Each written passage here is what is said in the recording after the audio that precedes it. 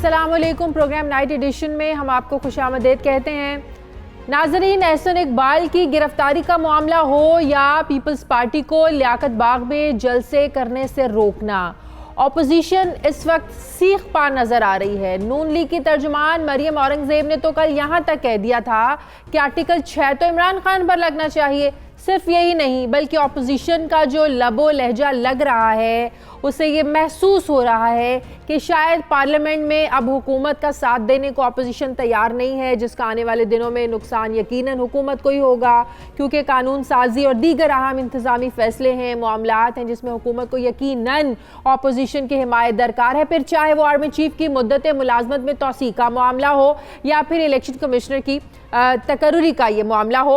आज नैब ने नून लीग के सीनियर रहनुमा एहसन इकबाल को एहतसाब अदालत में पेश किया, जहां अदालत ने उन्हें 13 दिन के रिमांड पर नैब के हवाले किया। दूसरी तरफ नैब ने नून लीग की ही एक और नून लीग के अहम रहनुमा जावेद लतीफ को आमदन से ज्यादा अरसासों के केस में साथियों समेत 1 जनवरी को दोबारा तलब किया है, जबकि आज विफाकी काबीना के इजलास में भी मरियम नवाज का नाम ECL से ना निकालने का अहम फैसला किया गया है।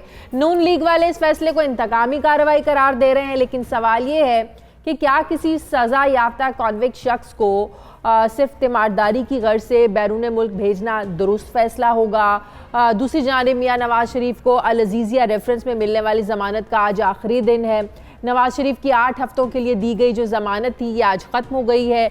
अदालती हुक्म के मुताबिक नून लीग ने पंजाब हुकूमत से जमानत में तौसीक की दरख्वास्त की है, लेकिन हुकूमत की जानिब से अभी तक इस पर कोई रद्द अमल सामने नहीं आया है। क्या हुकूमत नवाज शरीफ की जमानत की दरख्वास्त को इसमें तौसीक की जो दरख्वास्त है इसको मुस्तरद कर देगी? दूसरी तरफ शहबाज शरीफ के खिलाफ एक बड़े मंसूबे में करप्शन के इंकशाफात सामने आ रहे हैं। कहा यह जा रहा है कि लाहौर में बनने वाली रिंग रोड मंसूबे में 59 अरब रुपयों से जायद की बदउनवानी की गई है।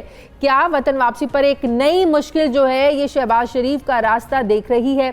लेकिन इस सारे मामले में एक और अहम सवाल ये भी है कि नैब सियासी रहनुमाओं को गिरफ्तार करता है, केस बनते हैं, लेकिन अदालतों से उन्हें रिलीफ मिल जाता है, तो फिर क्या समझा जाए? नैब कमज़ोर पड़ती है, नैब के केसेस कमज़ोर हैं, प्रोसिक्यूशन कमज़ोर है, नैब जो है ना वो मजबूत केसेस बना नहीं पाती है, जिसकी वजह से जो है वो अदालतों से मुल्ज़िमान को रिलीफ मिल जाते हैं। इस पर मैं बात करूंगी। सबसे पहले मुझे ज्वाइन किया है सीनियर तज्ज़ियाकार, सीनियर सहाफ़ी हामिद मीर साहब ने। अस्सलाम वालेकुम, बहुत बहुत शुक्रिया हामिद मीर साहब आपका। हामिद मीर साहब, इस वक्त जो करंट सिनेरियो पॉलिटिकल जो बना हुआ है, एहसन इकबाल गिरफ्तार हो गए, बिलावल भुट्टो ने जो कल प्रेस कॉन्फ्रेंस की उसमें ये वाजे कर दिया कि वो पेश नहीं होंगे, बल्कि उन्होंने तो ये कह दिया कि गिरफ्तार होने के लिए भी तैयार हैं। फिर जो है पाकिस्तान पीपल्स पार्टी पिंडी लियाकत बाग में जलसा करना चाहती है, हुकूमत इजाजत नहीं दे रही है। और फिर ऐसे वक्त में जब हुकूमत को चीफ इलेक्शन कमिश्नर दो अरकान की तकर्रुरी का मामला है, आर्मी चीफ की मुद्दत मुलाजमत को लेकर कानून साजी करनी है, तो फिर आप क्या समझते हैं कि ऐसे वक्त में ऑपोजिशन के साथ सख्ती, एक फ्रंट पर मुख्तलिफ महाज हुकूमत खोल रही है, ये हुकूमत की दानिशमंदी है, ये कम अकली कहेंगे आप इसे? ये आपने एक बहुत मुश्किल सवाल कर दिया है मुझे। तो दानिशमंदी या कम अकली जो है उसमें मैं नहीं जाता, लेकिन मुझे लग ये रहा है कि इमरान खान साहब जो हैं वो शायद ये समझते हैं कि ये ऑपोजिशन जो है इसने आर्मी चीफ की जो तौसीक का मामला है उस पर इन्होंने हर सूरत में ही हुकूमत के साथ ताउन तो करना ही करना है। मसला उनको सिर्फ चीफ इलेक्शन कमिश्नर की तकर्री के मामले पर है और उस पर वो अपोजिशन के साथ मामलात भी करना चाहते हैं। तो ऐसा लगता है कि इमरान खान साहब जो हैं उनके पास कोई इन्फॉर्मेशन ऑलरेडी है और वो ही समझते हैं कि क्योंकि सर्कमस्टांशियल एविडेंस जो है वो भी हमें यही बता रही है और वो उनकी इन्फॉर्मेशन जो है उसकी वजह भी ये सर्कमस्टांशियल एविडेंस भी हो सकती है। देखें ना, परवेज मुशर्रफ साहब जो हैं उनके खिलाफ आर्टिकल 6 का ट्रायल जो है वो उस वक्त शुरू हुआ जब नवाज शरीफ साहब की हुकूमत थी। अब 5.5-6 साल के बाद वो जो मामला है उसका लॉजिकल कंक्लूजन निकल आया है, अदालत ने फैसला दे दिया है और उस पर शहबाज शरीफ साहब खामोश है, जिनकी पार्टी की हुकूमत के दौर में ट्रायल शुरू हुआ था। इस मामले पे मरियम नवाज साहबा जो हैं वो खामोश हैं, जो अपने हर जलसे में मुशर्रफ का नाम लेती थी। तो इससे हुकूमत जो है वो ये एज्यूम करने पर मजबूर है या आमादा है कि अपोजिशन की ऑलरेडी किसी ना किसी से इस मामले पे बातचीत हो चुकी है और अपोजिशन भले जो मर्जी कहती रहे, इसने इस मामले पे आईनी तरमीम के मामले पे तो इसने हुकूमत का साथ देना ही देना है। तो अब उनके पास, अब वो भी एक तो सियासत ही करे ना, वो एक सियासी जमात के सरबराह है, तो उनको ये लग रहा है कि ये अपोजिशन जो है ये ऑलरेडी ऑन बोर्ड है किसी के साथ, तो क्यों ना मैं इसको गंदा करूं, तो वो उसको गंदा कर रहे हैं सही। और वो उन पर मुकदमे बनवा रहे हैं। लेकिन जो उनका तरीकाकार है लोगों के खिलाफ मुकदमे बनवाने का, तरीकाकार ठीक नहीं है। जिस तरह के एहसन इकबाल साहब को एक मुकदमे में गिरफ्तार किया गया है, तो एहसन इकबाल साहब के बारे में सब लोग जानते हैं कि उनके दौर में तो ये प्रोजेक्ट शुरू ही नहीं हुआ था, ये तो 2009 में पीपल्स पार्टी की हुकूमत के दौर में शुरू हुआ था। एहसन इकबाल साहब ने सिर्फ इस मंसूबे को आगे बढ़ाया। इसकी लागत में ना मीर साहब, आप मिफ्ता इस्माइल की जमानत को देख लें, नवाज शरीफ की जमानत पर हैं, मरियम नवाज जमानत पर हैं, जरदारी साहब, फरियाल तारपुर, हुकूमती लोगों में आप देखिए अलीम खान जमानत पर हैं। अब सवाल यह है कि एक तरफ नैब गिरफ्तारियां करती है, अदालतों से इन्हें रिलीफ मिल जाता है, जमानतें मिल जाती हैं, तो मसला कहां पर है? क्या ये चीज साबित नहीं करती कि नैब ही मजबूत केसेस नहीं बना पाता, प्रोसिक्यूशन कमजोर है, नून लीग को ऑपोजिशन को ये कहने का मौका मिलता है कि भाई आप साबित तो कुछ नहीं कर पाए हैं। शहबाज शरीफ साहब बड़े धड़ल्ले से कहते हैं भाई एक धेले की करप्शन आपने साबित नहीं की, तो ऑपोजिशन को तो जाहिर है फिर कहने का मौका मिलता है जब आप केसेस ही मजबूत नहीं बना पाते। देखिए, मैं ये समझता हूं, मेरे से कुछ लोग इख्तलाफ करेंगे, लेकिन मेरी ये जाती राय है और मैं को तकरीबन 1999 से जब से नैब बना मैं उसको देख रहा हूं। हमेशा से कोई इस बात को माने या ना माने, लेकिन मैं साबित कर सकता हूं, नैब जो है वो अकाउंटेबिलिटी का इदारा नहीं है। नैब पाकिस्तान में एहतसाब के लिए नहीं बनाया गया। नैब को पाकिस्तान में सियासी मुखालफीन की विक्टिमाइजेशन के लिए बनाया गया है। परवेज मुशर्रफ साहब के दौर में ये नैब बना था। परवेज मुशर्रफ साहब ने भी कुछ सियासतदानों को गिरफ्तार किया, मुख्तलिफ मुकदमात बनाए उन पर, और उसके बाद नैब के उन मुकदमात की मदद से उनकी सियासी वफादारियां तब्दील करवाई। ये क्रेडिट नैब को जाता है कि नैब ने पीपल्स पार्टी को भी तोड़ा, उसमें पैट्रियट बनाई। ये क्रेडिट नैब को जाता है कि नैब ने मुस्लिम लीग नून को भी तोड़ा और PMLQ बनाई, और अब वही नैब जो है उसको दोबारा कोशिश की जा रही है कि उसके जरिए पार्टियों को दोबारा तोड़ा जाए। तो मैं बिल्कुल ये मानने के लिए तैयार नहीं कि नैब जो है वो एहतसाब का इदारा है। तो आप क्या समझते हैं कि वही गलती आज तहरीक इंसाफ दोहरा रही है? ये सब कुछ तहरीक इंसाफ को भी कल भुगतना पड़ सकता है फिर। देखें, आजकल पाकिस्तान तहरीक इंसाफ वो गलती नहीं दोहरा रही। पाकिस्तान तहरीक इंसाफ प्राइवेटली दोनों बड़ी अपोजिशन जमातों को ये कह रही है, मैसेजेस भेज रही है कि आओ बैठ के तो जो नैब का कानून है इसको तब्दील कर लेते हैं। ये जो इतना लंबा जो रिमांड देने का जो इख्तियार है नैब के पास, इसको थोड़ा कम कर लेते हैं, क्योंकि ये तो बहुत ज्यादा है। 90 दिन का रिमांड तो बहुत ज्यादा होता है, और से मामलात हैं, तो इसको ठीक कर लेते हैं। अब पीपल्स पार्टी और मुस्लिम लीग नून जो है वो PTI के साथ इत्तेफाक नहीं कर रहे, उसके साथ ताउन नहीं कर रहे, क्योंकि इन दोनों पार्टियों ने अभी से ये फैसला कर लिया है कि कल को जब ये पावर में आएंगी तो इन दोनों पार्टियों ने तहरीक इंसाफ के साथ वही कुछ करना है जो तहरीक इंसाफ आजकल इनके साथ कर रही है। तो इससे मेरा ये जो मेरा ओपिनियन है, इसको मजीद तकवीत मिलती है कि नैब जो है वो अकाउंटेबिलिटी का इदारा नहीं है, ये पॉलिटिकल विक्टिमाइजेशन का इदारा है। आज पाकिस्तान तहरीक इंसाफ इसको अपोजिशन के खिलाफ विक्टिमाइजेशन के लिए इस्तेमाल कर रही है, कल को यही इदारा जो है इसको PTI की विक्टिमाइजेशन के लिए इस्तेमाल किया जाएगा। तो पीपल्स पार्टी और मुस्लिम लीग नून तो फिर भी जो है ये पुराने पापी हैं, ये तो फिर भी जरा कम शोर मचा रहे हैं, लेकिन जब ये काम PTI के साथ शुरू होगा तो फिर देखिए आप उस वक्त, अल्लाह ना करे ऐसा ना हो, लेकिन लगता मुझे ये है कि जो चीखो पुकार और शोरो गुल बरपा होगा इस मुल्क में, तो ये पूरे पाकिस्तान रुकने वाला नहीं है। अच्छा मीर साहब, अब मरियम नवाज का नाम ECL से निकालने के मामले पर आज जो वफाकी काबीना ने फैसला किया है कि भाई हम नाम नहीं निकालेंगे। हुकूमती लोग तो कह रहे हैं कि नवाज शरीफ इलाज की गर्ज से गए हैं बाहर, वो तो वापस आ जाएंगे। मरियम नवाज ने क्या करना है जाके? मरियम नवाज कन्विक्टेड हैं, सजा याफ्ता हैं, तो हम बिल्कुल भी इजाजत नहीं दे सकते इनको जाने की। तो आपको लगता है हुकूमत का ये फैसला दुरुस्त है?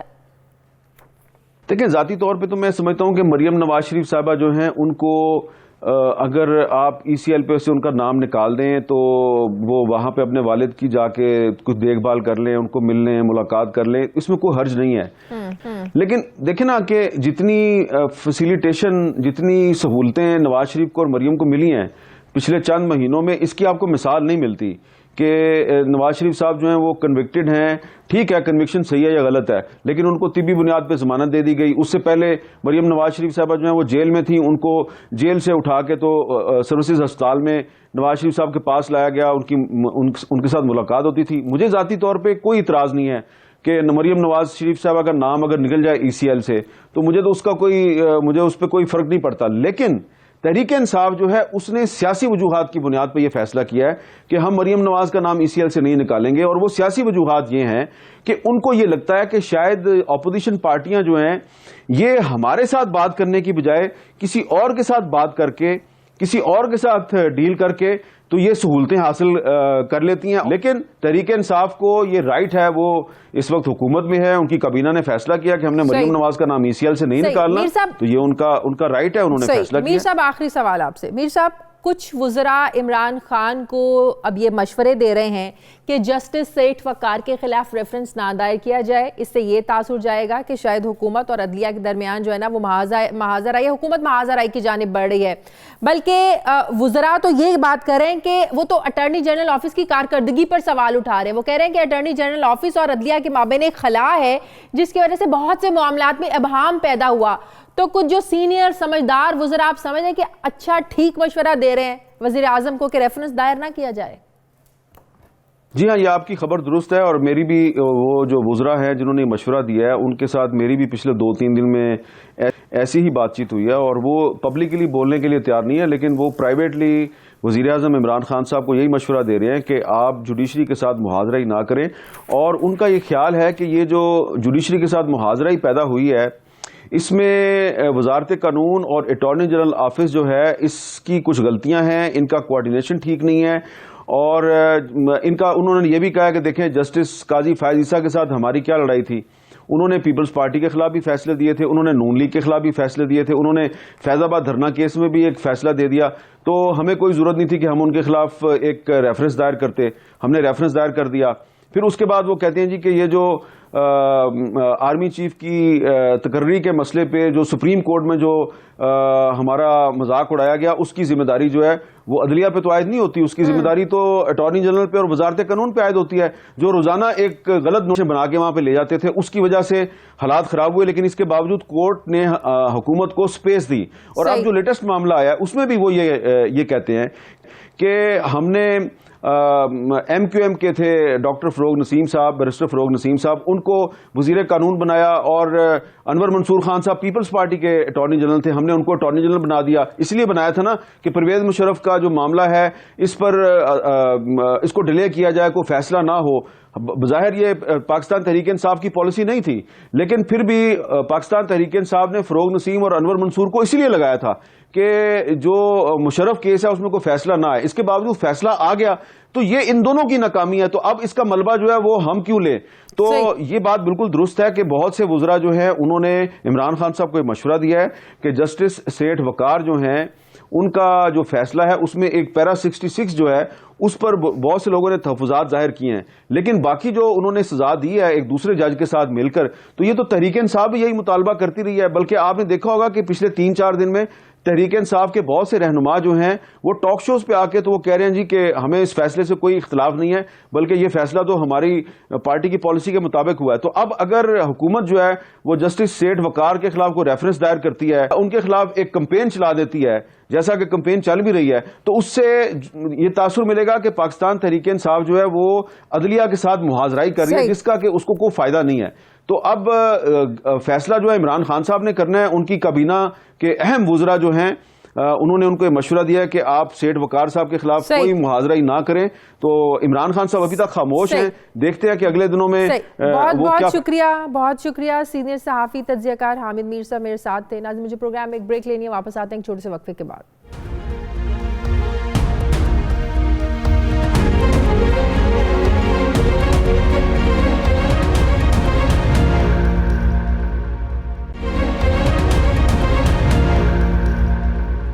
ब्रेक के बाद एक बार फिर से आपको खुशामदीद कहते हैं। मुझे मुस्लिम लीग नून के रहनुमा जनरल रिटायर्ड अब्दुल कादिर बलोच साहब ने ज्वाइन किया। अस्सलाम वालेकुम, बहुत शुक्रिया जनरल साहब आपका। जनरल साहब, बिलाखिर काबीना ने फैसला कर दिया कि मरियम नवाज का नाम ECL से नहीं निकालेंगे। ये भी तहफुजात हैं कि मरियम अगर बाहर चली गई तो शायद वापस ना आए, जिस तरह वो हमेशा बात करते हैं कि डार साहब गए वापस नहीं आए, हसन हुसैन वापस नहीं आए। तो वो कह रहे हैं कि हमें एतराज़ नहीं है, मरियम नवाज अगर किसी और फोरम से रुजू करना चाहें तो करें। तो अब आप किस फोरम पर जाएंगे, कहाँ का दरवाज़ा खटखटाएंगे कि मरियम नवाज का नाम ECL से निकाला जाए और अपने वालिद की क़यादत के लिए जा सकें? शाजिया, मेरे ख्याल में मामला ऑलरेडी अदालत में है और अदालत ने डायरेक्शन दी थी गवर्नमेंट को कि चूंकि उनके इख्तियार में वो ये फैसला कर लें। उन्होंने तो इनकार कर दिया, ECL से निकालेंगे कि नहीं निकालेंगे। कर दिया। और मैं आ रहा हूँ उसके ऊपर ना, उन्होंने इनकार कर दिया तो ये मामला दोबारा अदालत के सामने चला जाएगा और कवानीन में इस बात की गुंजाइश है कि वन टाइम ECL से नाम निकालने के लिए नहीं, लेकिन वन टाइम परमिशन हमेशा ली जाती रही है। इससे पहले बेशुमार केसेस हुए हैं जहाँ पर महीने के लिए, 1.5 महीने के लिए, 10 दिन के लिए, 15 दिन के लिए लोगों ने परमिशन ली है और उनके नाम निकाले गए हैं और फिर वापस आए हैं। यहाँ पर एक बेटी का अपने बाप की बीमारी के सिलसिले में वहाँ पर मौजूद होने की उसके एहसासात हैं, उसकी मजबूरी है। इसको ऐसी कार्रवाई बनाने की कोशिश की जा रही है कि जिस तरह से कोई फिज़िकल एक्टिविटी है जिसको उसकी बहन वहाँ पर बेहतर तौर पर कर सकती है या उसके भाई बेहतर तौर पर कर सकते हैं या चचा कर सकता है या चचाजाद भाई कर सकते हैं, ये नहीं है। एक बेटी है, बेटी के जज्बात हैं। वही बेटी अपने माँ को उसने लूज़ किया था और इसके बाप की हालत बड़ी तशवीशनाक है। वो देखना चाहती है तो वन टाइम अगर वापस ना आने वाली बात होती तो मरियम को वापस आने की ज़रूरत नहीं थी। जब अदालत से उनके और उनकी वालिद दोनों की कन्विक्शन हुई थी, कन्विक्शन वहाँ से लंदन से वो चल के डायरेक्ट जेल गए थे। वो वहां पर घर नहीं गए थे, जेल जाने के लिए गए। तो अब आप लोग दोबारा ये मामला अदालत में लेके जाएंगे? दोबारा ये मामला आप लोग अदालत में लेके जाएंगे? असूलन ले जाना चाहिए, क्योंकि मैं कह रहा हूं कि असूलन ले जाना चाहिए क्योंकि अदालत की डायरेक्शन पर यह मामला हुकूमत की तरफ रेफर किया गया था। हम अदालत में गए थे ये परमिशन लेने के लिए, ये फैसिलिटी लेने के लिए। तो लेकिन बहुत ज्यादा स्ट्रॉन्ग ग्राउंड्स बनाने की भी तो जरूरत है ना। हुकूमत देखें, हुकूमत कह रही है कि नवाज शरीफ जो इलाज की गर्ज से बाहर गए, इलाज उनका हो नहीं रहा है और मरियम नवाज ने क्या करना है वहाँ बाहर जाकर। वो तो ये उज़र पेश करेंगे जिस तरीके से यहाँ पर उनकी हालत बताई जाती थी। फैसल वाडा साहब ने एक टीवी चैनल पर आकर कहा है कि जिस तरीके से मरियम नवाज भी बहाना करके चले जाएंगे, इस तरह हर कोई बहाना करके चला जाएगा। तो वो एक उज़र पेश करें कि वो कंडीशन तो नहीं है नवाज शरीफ साहब की, अल्लाह उन्हें जिंदगी दे, सेहत और तंदुरुस्ती दे। कोई ग्राउंड, एक सिचुएशन बनाने की, ग्राउंड आप लोग को करने की जरूरत है इस सिचुएशन को। क्या आप कोई ठोस वजह बता सकें जाना क्यों चाहती हैं? शायद अफसोस मुझे होता है कि जब किसी के ऊपर किसी ओहदे का टप्पा लग जाता है तो वो अक्ल कुल हो जाता है और उसकी राय कोट की जाती है और उसकी मिसालें दी जाती हैं और उन मिसालों को वज़न डाल के और बतौर रीज़न के पेश किए जाते हैं। फैसल वावड़ा साहब वो शख्स हैं, वो नॉन सीरियस आदमी हैं जिन्होंने कहा था कि 2 हफ्ते के अंदर यहाँ पर डॉलरों की बारिश होगी। उन्होंने ये भी कहा था कि इतनी नौकरियां होंगी कि बाहर से लोग आएंगे नौकरी करने के लिए, यहाँ पर वो सब के सब कार्रवाइयाँ ख़त्म होंगे। इसके बाद क्या क्या बयानात उन्होंने नहीं दिए हैं। आज उसकी राय को साहिब राय के तौर पर पेश की जाती है। इस बात को भुला दिया जाता है कि मियाँ नवाज शरीफ और मरियम की वालिदा मियाँ साहब की बेगम, वो उनके बारे में भी यही बकवास किए जाते थे कि वो बीमार नहीं है, बहाने कर रही हैं, ये कर रही हैं। और उन्होंने वहाँ पर उसको बीमारी की बिस्तरे मर्ग पे छोड़ के वो लोग यहाँ पर आए और उसकी लाश यहाँ पर पहुँची। उसके बाद फिर भी इनको शर्मिंदगी नहीं हुई, हया इनको नहीं आया। ये बात आज तक भी कर रहे हैं। मियाँ साहब बीमार है और उसको लिफ्ट के ज़रिए से ऊपर ले जाया गया। प्राइम मिनिस्टर साहब से सब्र नहीं हुआ कि एक दिन ठहर के ये बात कंफर्म कर लेता है। फट से बयान उन्होंने दाग दिया कि जी जिस तरीके से वो सीढ़ियाँ चढ़ी, कोई सीढ़ियाँ नहीं चढ़ रहे थे तो और किसी ने नहीं कहा था कि वो स्ट्रेचर के ऊपर। क्या खबरें क्या आ रही हैं? होती तो इनकी राय को ये भी बात शामिल थी कि नवाज शरीफ साहब जो है वो अमेरिका जाएंगे इलाज के लिए। ये कब का प्लान है? कितनी देर के लिए वहां जाएंगे? उनकी 8 हफ्ते की जमानत भी खत्म हो गई है। जी शाजिया, आप सब्र करें। अदालत ने यह भी कहा था कि अगर उनकी ट्रीटमेंट मुकम्मल नहीं होती है तो एक्सटेंशन इसमें दी जा सकती है। एक्सटेंशन के लिए अप्लाई किया गया है वहां के डॉक्टरों की राय यहाँ पर पहुंच चुकी है। हाँ जी। वहां के डॉक्टरों ने ये राय दी है कि उनको मजीद ट्रीटमेंट की जवाब जरूरत नहीं है, आया। वो बीमार हैं, उसका जवाब नहीं आया। शाजिया एक मिनट दरखास्त दी है उन्होंने, दरखास्त पेंडिंग है। फैसल वावड़ा की बात उनके राय के ऊपर साहिब हो जाता है और उसको कोट किया जाता है। वहां के डॉक्टर हैं, यहाँ के डॉक्टरों के ऊपर भी ये इल्ज़ाम लगाया गया, उनके अपने ज़ाती डॉक्टरों के ऊपर।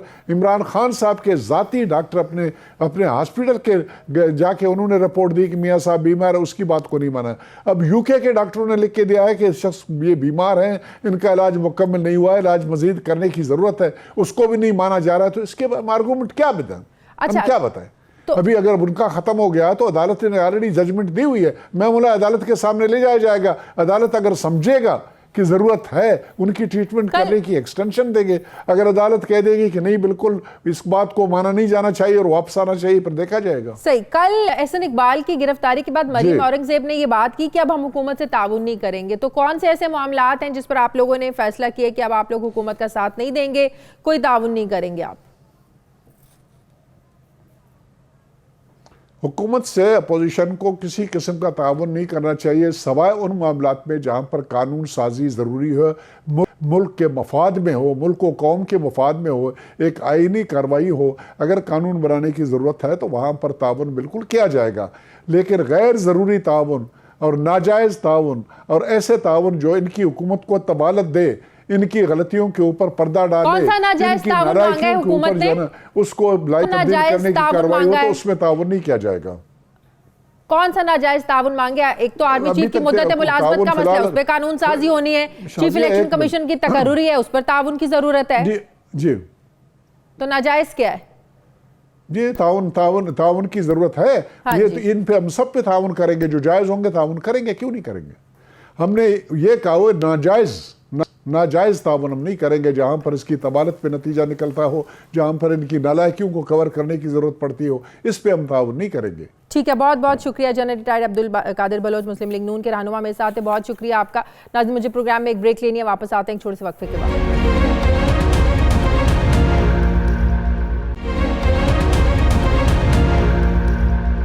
ब्रेक के बाद खुशामदीद नाजरीन। बज़ाहिर ये मालूम होता है कि BRT मंसूबा खैबर पख्तूनख्वा हुकूमत के गले की एक हड्डी बन चुका है, क्योंकि जो मंसूबा 6 महीनों में मुकम्मल करने का ऐलान किया गया था वो 2 साल के बाद भी मुकम्मल होता हुआ नजर नहीं आ रहा है। पेशावर में ज़ेर तामीर ट्रांसपोर्ट मंसूबे BRT की तकमील के लिए इतनी तारीखें दी जा चुकी हैं कि अब जहन पर काफ़ी जोर देना पड़ता है कि इस मंसूबे की तकमील के लिए कितनी तारीखें तब्दील की जा चुकी हैं। और 2017 में शुरू होने वाला ये मंसूबा 2019 में भी पाया तकमील को पहुंचता हुआ नजर नहीं आ रहा। जबकि अहम डेवलपमेंट ये सामने आई है कि पेशावर हाई कोर्ट के फैसले पर मंसूबे की तहकीकात रुकवाने के लिए KP के हुकूमत ने सुप्रीम कोर्ट में अब दरखास्त दायर कर दी है।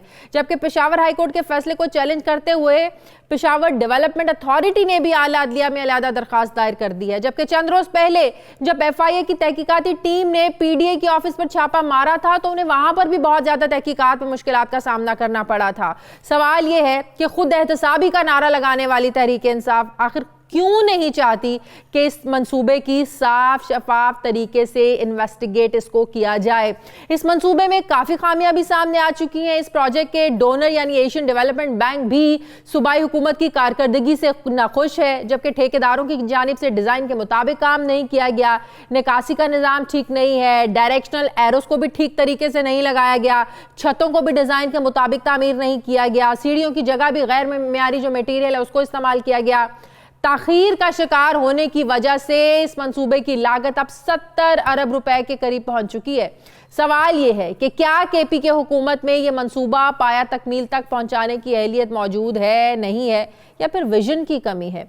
इस पर मैं बात करूंगी। अजमल वजीर साहब, मुशीर वजीर आला KP के मेरे साथ हैं। अस्सलाम वालेकुम, बहुत बहुत शुक्रिया अजमल वजीर साहब आपका। अजमल वजीर साहब, एक तरफ पेशावर हाई कोर्ट ने FIA को कहा कि 45 रोज के अंदर आप तहकीकात करें, इन्वेस्टिगेट करें कि कहाँ नाकामियां हैं, कहाँ अगर कोई करप्शन हुई है, बदउनवानी हुई है, उसको सामने लाया जाए। लेकिन आप लोग जो हैं वो सुप्रीम कोर्ट में चले जाते हैं जी कि तहकीकात को रोका जाए। तो क्या वजह है? अगर बदउनवानी नहीं हुई है, कोई टेक्निकल रीजन, वाकई टेक्निकल रीजंस की वजह से इस मंसूबे में ताखीर हुई है, तो इन्वेस्टिगेट तो होने दें, सामने तो आने दें, हुआ क्या है? देखिए, पहली बात यह है कि इस हवाले से जो पेशावर हाई कोर्ट का जो जजमेंट है उस पे जो सवालात उठाए गए हैं, काफ़ी सवालात उठाए गए, उसका जवाब हमारा ये मौक़िफ़ है कि हमें उस सवालात के जवाबात वहाँ पे हमारी जो बात थी वो नहीं सुनी गई। ठीक है, अब उसके लिए आईनी और कानूनी तौर पर हमारे पास ये हक है हमारा कि हम उन सवालात के जवाबात दे सकें, क्योंकि उसके ऊपर हमारे ऊपर उंगलियां उठ रही। ठीक है, अब ये आईनी और कानूनी हक हम इस्तेमाल करते हैं और ये हमारा हक बनता है। जहां तक इस प्रोजेक्ट के हवाले से उसमें इंक्वायरी या दूसरा, एक मैं आपको क्लियर कर दूं कि ये इसके हवाले से जो आपने बात की है आपने इंट्रो में, पहली बात यह कि इसके हवाले से जो डेट्स की बात की है, पिछली हुकूमत ने जब हमारी उस वक्त के हमारे चीफ मिनिस्टर परवेज खटक साहब ने एक डेट दी थी, बिल्कुल उसमें कोई शक नहीं है। लेकिन जब ये हमारी हुकूमत आई, फिर आपको पता है कि एक केयरटेकर हुकूमत बनी, इलेक्शन हुए, उसके दरमियान इस पे बिल्कुल काम रुक गया था। दोबारा जब हमारी हुकूमत आई, उस हवाले से हमने डेट की जहां तक बात है, कोई डेट इस तरह का हमने नहीं दिया था। एक दफा 23 मार्च की बात हुई थी, वो भी हमें नहीं जी, दिसंबर 2019 में मिलकर ये दिसंबर ये जो खत्म होने वाले, आप लोगों की हुकूमत ने वुज़राई टीवी पे आकर कहते थे कि ये दिसंबर 2019 में हम ये मुकम्मल कर देंगे, सारा मंसूबा खत्म कर देंगे, पाए तकमील तक पहुंच जाएगा। देखिए, मैं आपको बताता हूं, जहां तक इसकी डेट्स की बात है, मैं आपको ये क्लियर कर लूं कि इसमें एक दो दफा ये इस तरह कहा गया हो, लेकिन इस हवाले से ये कि उसके ऊपर डेटों पे डेटें, जितनी आपने लंबी डेटें बताई, इस तरह की डेटें हमने नहीं दी हुई है। अगर है इस तरह की डेटें तो वो फिर रिकॉर्ड का हिस्सा होंगे। लेकिन मैं वैसे शाजिद जो मेन बात है उसकी तरफ मैं आना चाहता हूं कि देखिए, एक तो ये बात है कि इस हवाले से एक बात बड़ी क्रिस्टल क्लियर है कि हम चाहे नेब हो चाहे FIA हो, हम उनको वेलकम करते हैं, वो बिल्कुल इसकी इंक्वायरी करें। हमारा जो मौक़िफ़ है, जो मैंने आपको बताया, वो ये है कि जो सवालात उठाए गए उसका जवाब देना हमारा हक है। जो तीसरी बात है और जो सबसे इंपॉर्टेंट बात यह है कि हम वेलकम करें, दूसरी तरफ आप सुप्रीम कोर्ट चले जाते हैं। मेरी बात सुने ना, सुप्रीम कोर्ट जाने का मैंने आपको कहा कि उसका इन्हीं कानूनी हक, इसलिए कि उस पर सवालात उठाए गए। और तीसरी बात यह है कि क्या ये प्रोजेक्ट हमने मजीद डिले नहीं करना, ये 2-3 महीने में हमने वॉर फुटिंग पे इस पे काम हो रहा है, हमने कंप्लीट करना है। 2-3 महीने, बिल्कुल जिस तरह आप मेरे प्रोग्राम में कह रहे हैं ना कि 2-3 महीने, जब हम अपने प्रोग्राम में, मैंने आपको क्या कहा है कि 2-3 महीने में बात तो सुन लेना जी, बात सुने ना, आपने बात नहीं पकड़नी, आपने मेरी बात पहले सुन ले, उसके बाद बेशक आप उसको 10 दफा बाद में चला ले। लेकिन मैं आपको ये कह रहा हूं कि मैंने आपको कहा कि हमारी ये कोशिश है कि क्योंकि अब डेफिनेटली उसमें कॉन्ट्रैक्टर है, उसमें डिपार्टमेंट है, उसमें कंसल्टेंट है, उसमें ADP है, ये सारे उसमें इन्वॉल्व है इसको कंप्लीट करने में। तो पहली बात तो यह है कि हमारी ये कोशिश है कि हम एज सोन एज पॉसिबल इसको कंप्लीट कर ले। ठीक हो गया, मैं डेट नहीं दे रहा हूं, मैं आपको कह रहा हूं एज सोन एज पॉसिबल। ठीक है, हम कंप्लीट करने के इसके ऊपर हम और फुटिंग पे लगे। नहीं, मैं नहीं पीछे हटा हूं, मैं आपको कह रहा हूं कि हमारी कोशिश है। अब कोशिश बंदा करता है, 2 महीने में हो सकता है, 1 महीने में हो सकता है, 3 महीने में हो सकता है, मैंने आपको बता दी। अच्छा, फिर दूसरी बात इसकी यह है कि जहां पे आप कहते हैं कि इस समय जो आप इस हवाले से कह रहे हैं कि इसके ऊपर करप्शन का, उसका मैं आपको बता दूं, इसमें बिल जो होता है, बिल जो कॉन्ट्रैक्टर को मिलता है, वो भी एशियन डेवलपमेंट बैंक के बाकायदा उससे मिलता है, वही उस पर दस्तखत करते हैं, वो तब मिलता है। अच्छा, लागत कैसे बढ़ गई? और उसके लिए ये जो लागत कैसे बढ़ गई, वो इसलिए बढ़ गई कि एक तो ये मैं बताता हूं, इसलिए बढ़ गई कि ये प्रोजेक्ट पहले था चमकनी से लेकर हयाताबाद तक, उसके बाद हमने इसको एक्सटेंड कर दिया कारखानों मार्केट तक, ये बढ़ गया एक। फिर इसमें हमने कुछ अंडरपासेस शामिल किए, ओवर ब्रिज हमने शामिल कर दिया, और हमारी BRT और ये जो लाहौर और मुल्तान और इस्लामाबाद के मेट्रो है, इसमें फर्क ये है कि वो सिंगल रूट पे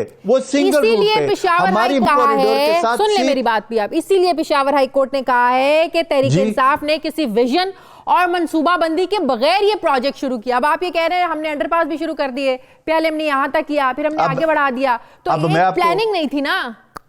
मैं आपको जवाब देता हूं ना। जी, अब आपने सवाल किया ना, वो जो कोर्ट की आपने बात की कि पेशावर हाई कोर्ट ने ये कहा। पहली बात ये है कि ये जो प्रोजेक्ट था इसकी पहले प्री फिजिबिलिटी बनी, फिर फिजिबिलिटी बनी, फिर उसके बाद इसमें हमारे 3-4 डिपार्टमेंट जो है, पीएनडी, पीडीए, ट्रांसपोर्ट डिपार्टमेंट और फाइनेंस डिपार्टमेंट, ये हमारी तरफ से थे। और जब हमने इसको वो किया तो ये 7 रूट थे, 7 रूट डिफरेंट। इस रूट को एशियन डेवलपमेंट बैंक के हायर करदा कंसल्टेंट ने इस रूट को अप्रूव किया। और फिर दूसरी बात यह कि पेशावर हाईकोर्ट का वो फैसला भी मौजूद है इस हवाले से कि जिस वक्त इसके ऊपर गए हुए थे उस वक्त यह कहा गया था कि इसकी जो टेंडरिंग और वो जो प्रोसेस है वो सही है। ठीक है जी, अच्छा, वो भी रिकॉर्ड का हिस्सा है। मैं ये आपको कहना चाह रहा हूं कि हाँ जी बिल्कुल, अभी दूसरा सवाल या मुझे कंप्लीट करने दें। आखिरी सवाल, वक्त कम है। जी जी, अभी तक डिजाइन तब्दील हो रहे हैं, अभी तक, अभी आपने भी कहा रूट्स अभी तक तब्दील हो रहे हैं, जो डिजाइन में तब्दीलियों की वजह से मेरी हो रहे हैं। आज ही मेरी वहां किसी से बात हो रही थी, सदर बाजार से गुजरने वाला पुल 18 मीटर बस के लिए तंग पड़ गया, तोड़फोड़ दोबारा फिर आप लोगों ने की उस पर। नहीं, ये बहुत पुरानी। देखिए आपको मैं बता रहा हूं ना, मैं इधर बैठा हूं, ये मैं इस तरह अभी नहीं है, अभी कोई चेंजेस नहीं। जो मैं मानता हूं कि इसके डिजाइन में चेंजेस आए हैं, पहले आए हैं, लेकिन अब नहीं आए। लेकिन देखिए वो हमारा कसूर तो नहीं है, उसके लिए तो एशियन डेवलपमेंट बैंक के कंसल्टेंट मौजूद है, उन्होंने इसको डिजाइन को चेक करना है, उन्होंने देखना है। और क्या हम अगर कहीं गलती हो उस पर हमारे वजीर आला से फौरन एक्शन ले लेते कि इसको ठीक कर ले, बजाय कि हम बाद में ठीक कर ले, हम उसी वक्त उसके साथ ठीक करते। हम क्रिटिसिज्म को फेस करने के लिए तैयार है जो हमारे ऊपर बनता है, लेकिन हम ये कहते हैं कि बिल्कुल ये कहना कि जिसमें वो हकीकत से दूर बात हो। अब मेन जो हमारा सिविल वर्क है कॉरिडोर का वो कंप्लीट हो चुका है, जो हमारे स्टेशन है 85% वो कंप्लीट हो चुके हैं। अब उन स्टेशनों में आईटीएस सिस्टम हमने इंस्टॉल करना है। 2020 का आप कोई डेडलाइन नहीं दे रहे हैं, लेकिन आप ये समझते हैं कि 2020 मैंने आपको 31 दिसंबर 2020 मैं आपको ये तब तक कंप्लीट हो जाएगा।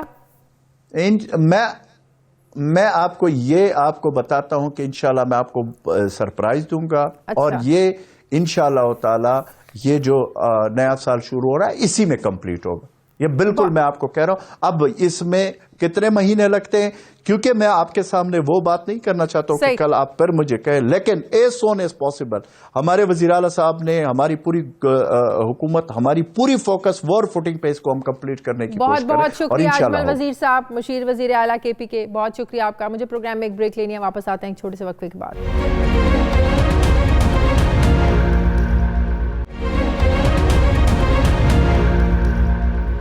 नाजरीन, ये बात तो हकीकत है कि तहरीक-ए-इंसाफ की हुकूमत को इक़्तिदार संभालने के इब्तदाई महीनों में ही मईशत को मुश्किलात से निकालने के चैलेंजेस दरपेश थे, जिसको लेकर हुकूमत ने बहुत से अहम फैसले किए थे, लेकिन इस सारी सूरत हाल में अवाम को अभी तक रिलीफ नहीं मिला है, जबकि अब अवाम पर मजीद बोझ डालने का इंदिया दिया जा रहा है। खबर ये सामने आई है कि वफाकी हुकूमत ने IMF को जून तक बिजली और गैस मजीद महंगी करने की यकीन दहानी करवा दी है। IMF के मुताबिक बिजली के रेट की एडजस्टमेंट बर वक्त करना होगी, बिजली और गैस की कीमतों में इजाफा मुतवक्के है। IMF की जायजा रिपोर्ट के मुताबिक फाइनेंशियल एक्शन टास्क फोर्स में ब्लैक लिस्टिंग के खदशात अभी तक बरकरार हैं, जिससे बैरूनी फंडिंग मुतासिर हो सकती है और पाकिस्तान को आइंदा सालों में भी मुश्किलात का सामना रहेगा। IMF ने अपनी रिपोर्ट में हुकूमत की कारकर्दगी पर तो इत्मीनान का इजहार किया है, लेकिन सवाल यह है कि हुकूमत की मुआशी कारकर्दगी IMF के लिए तो तसल्ली बख्श है, अवाम के लिए तसल्ली बख्श कब होगी, कैसे होगी, कब फायदा पहुंचेगा अवाम को? इस पर मैं बात करूंगी। माहिर मुआशियात जफर मोतीवाला साहब ने मुझे ज्वाइन किया। अस्सलाम वालेकुम, बहुत बहुत शुक्रिया जफर मोतीवाला साहब आपका। जफर साहब, हमें तो ये सुनाया जाता है कि मईशत दुरुस्त सिमत में चल रही है, बड़े जबरदस्त इंडिकेटर्स आ रहे हैं, मईशत टर्न अराउंड हो रही है, लेकिन इधर तो IMF के जो इकदाम हैं आम आदमी की मुश्किलात में इजाफा कर रहे हैं। ओगरा ने गैस 221% महंगी करने की तजवीज़ पेश की और अब हुकूमत ने IMF को यकीन दहानी करा दी भी हम जो है ना बिजली और गैस की कीमतें जो बढ़ा देंगे, महंगी कर देंगे। तो एक आम जिंदगी में जब तक, आप क्या समझते हैं, आम आदमी की जिंदगी में जब तक फर्क ना आए पॉजिटिवली, आप समझते हैं कि मईशत दुरुस्त समत में चल रही है? देखिए, जो पहले आईएमएफ ने पिक्चर दिखाई थी पाकिस्तानियों को और गवर्नमेंट को, वो बहुत ही खतरनाक तरीके से यानी तसल्ली बख्श नहीं थी और ऐसा लग रहा था कि मुल्क बैंकरप्ट हो रहा है। अब जब भी आईएमएफ ने अपने फंड्स देने शुरू किए हैं तो उन्होंने हर 3 महीने के बाद उन्होंने एक रखा हुआ है कि हम दोबारा रीचेक करेंगे कि आपने हमारे कौन कौन से हदफ पूरे किए। तो ये जो बिजली को महंगा करना, ये गैस को महंगा करना, डॉलर रुपए की पैरिटी उधर ही रखना, इंटरेस्ट रेट हाई होना, अपना जो अपना फ्लो है, इनफ्लो है डिपॉजिट्स का, वो देखना, और टैक्स के ऊपर ये आईएमएफ के पहले दिन जो उन्होंने पहला चेक काटा है उसके साथ ही इन्होंने ये रखा हुआ था। अब वो जो है ये चेक कर रहे हैं कि अब गवर्नमेंट ने किस किस लेवल पर क्या क्या कर लिया है। लेकिन देखिए, एक शाजी हमें ये बात तो माननी पड़ेगी कि जिस दिन 2.7 का आपका जीडीपी की बात हो रही थी, आज IMF, world bank, Moody's, standard and poor, दुनिया के हर कह रहे हैं कि अब टर्न अराउंड हो रहा है। जो आप आम आदमी को कह रहे हैं ना, मैं हमेशा हर प्रोग्राम में कई हुकूमतों के साथ में बैठा हूं, आम आदमी तक कोई फेवर या फायदा उठाने का टाइम बहुत ज्यादा लगता है। अभी भी मैं कह रहा हूं कि जितना आम आदमी को बेनिफिट के टाइम पर मिला था, चाहे वो टैक्सेशन में हो, चाहे वो डॉलर रुपए की पैरिटी पर हो, चाहे लोएस्ट इंटरेस्ट रेट हो, चाहे ऑयल के प्राइसेस और बिजली के प्राइसेस हो, वो मुशर्रफ का जो टाइम था उसके अंदर आम आदमी को बहुत तेजी से मिला था। उसके बाद जितनी हुकूमत आई, आम आदमियों से ये सब चीजें महंगी से महंगी होती गई। आप आम आदमी की बात करें, खास आदमियों को भी अब कई जगह बड़े बड़े ड्राइंग रूम में इस बात की जिक्र होने शुरू हो गए। तो आइंदा सालों में क्या इंडिकेट, आईएमएफ की रिपोर्ट में ये किस तरफ इशारा है, क्या इंडिकेशन दी जा रही है कि आइंदा सालों में भी मुश्किलात का सामना रहेगा, डेफिसिट बढ़ेगा, शरह नमू मुतासिर होगी? ये किस चीज के लिए मेंटली प्रिपेयर किया जा रहा है हमें? बिल्कुल इसी चीज के लिए जो आपने अभी अपना स्टेटमेंट दिया, इसी चीज के लिए प्रिपेयर किया जा रहा है कि अभी भी वक्त है, अभी भी मुश्किलात रहेंगी। हुकूमत के पास ये सबसे बड़ा जो सेलिंग पॉइंट है वो ये है कि पिछली हुकूमतों ने इन चीजों पर ध्यान नहीं दिया। तो वो जो ध्यान नहीं दिया उसका लोगों को डाइजेस्ट हो रहा है कि कहीं पर भी आपको पिछली 2 हुकूमतें में ज्यादा पीपीपी और पीएमएलएन की जो 2 हुकूमतें गई हैं, अगर वहीं तक भी आप रुकते हैं तो देखिए कि कहीं पर भी ओगरा की बात या कहीं पर इलेक्ट्रिसिटी बढ़ाने की बात, ये वोटर्स के टूट जाने की वजह से, डर की वजह से, हुकूमत को मुश्किलात में आ जाने की वजह से, आप देखें ना, कभी ध्यान ना उसको पहला इनका जो माली साल 2018-2019, आपको भी पता है ये हुकूमत जीडीपी ग्रोथ 3.3%, 3.3% क्लेम कर रही थी, लेकिन माहिरीन कह रहे थे नहीं जी 1.6% है। तो ये जो नंबर्स हमें बताए जाते हैं, ये तो हमने डार साहब के दौर में भी देखा है। मोतीवाला साहब, आप बेहतर तौर पर जानते हैं कि किस तरह नंबर्स के घेर में ये ले आते थे अवाम को भी, हम मीडिया को भी, और इस तरह के नंबर्स बताए जाते थे कि जैसे पाकिस्तान में शायद दूध और शहद की नहरें बह रही हैं। तो लगता अभी भी ये कि जो हमारा इदारा मुआशियात है, ये विफाकी जो खजाना काबीना है, इसके अंडर ही है। देखिए, डार साहब जो थे वो तो इस चीज के एक्सपर्ट थे, नंबर्स को मूव करने के। अब वो डार साहब और ये तो अब नहीं है, क्योंकि अब दुनिया इतनी स्पीड में सब चीजें चेक कर रही है और इतनी टेक्नोलॉजी स्पीडी हो गई है। हर जगह देखें, सोशल मीडिया देखें, आप हर चीज देखें, तो जो चेक्स एंड बैलेंस हैं वो अब वो नहीं है कि पुराने बुक्स में लिखे हुए पेपर पर आपने कलम से काटा और नया नंबर लिख दिया। अब चेकिंग बहुत स्पीडीली हो रही है और उसकी वजह से ये जो डार साहब की जो चालाकियां थी, वो अब नई हुकूमत के पास कितने भी डार साहब आ जाए वो नहीं कर सकेंगे। सही, बहुत शुक्रिया जफर मोतीवाला साहब, हमारे मुआशियात मेरे साथ थे। नाज़रीन, हमारे आज के प्रोग्राम का एडिटोरियल। नाज़रीन, मुल्क भर में गैस का बहरान शिद्दत इख्तियार कर गया है। लाहौर, पेशावर, कराची, रावलपिंडी समेत मुल्क के मुख्तलिफ शहरों में जैसे सर्दी बढ़ी है उसके बाद जाहिर है गैस की तलब भी बढ़ गई है, लेकिन अक्सर इलाकों में दिन रात गैस की किल्लत है। बाज़ इलाकों में रात भर गैस की फराहमी मुअत्तल रहती है। गैस की लोड शेडिंग की वजह से शहरियों को बहुत ज़्यादा मुश्किलात का सामना करना पड़ा और जो रोज़मर्रा ज़िंदगी के जो मामूलात हैं ये बड़े बुरे तरीके से मुतासर हो रहे हैं। जबकि शहर भर के आप होटल मालिकान, टी स्टॉल्स, खासकर तंदूर वाले बहुत परेशान हैं। कहीं गैस बिल्कुल गायब है तो कहीं इतना प्रेशर कम है कि खाना पकाने में बहुत मुश्किल पेश आती है। जबकि अभी तक हुकूमत की जानिब से इस मामले पर कोई खास गौर नहीं किया गया, एक्शन नहीं लिया गया कि ये क्यों हो रहा है, कैसे हो रहा है। लगता है ऐसे है कि इस बार भी हुकूमत जो है वो गैस बहरान पर काबू पाने में नाकाम हो जाएगी और इल्ज़ामात का सारा जो बोझ है, जिम्मेदारी है, ये साबका हुकूमतों पर डालकर खुद हुकूमत बरी ज़िम्मा हो जाएगी। लेकिन अवाम अब ये सोच रहे हैं कि हुकूमत ने 1 साल में गैस बहरान पर काबू पाने के लिए कोई खातिर खा इक़दाम क्यों नहीं उठाए। नाज़रीन, ये था हमारा आज का प्रोग्राम के लिए आप हमें फीडबैक दीजिएगा। मेरी आपसे मुलाकात होगी कल। अपना ख्याल रखिएगा। मुझे इजाज़त दीजिए। अल्लाह हाफिज़।